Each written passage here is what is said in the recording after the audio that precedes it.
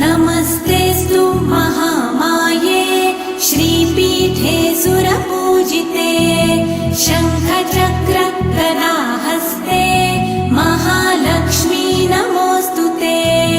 नमस्ते गरुडारूढे कोलासुरभयङ्करी सर्वपाप हरे देवी महालक्ष्मी नमोऽस्तुते।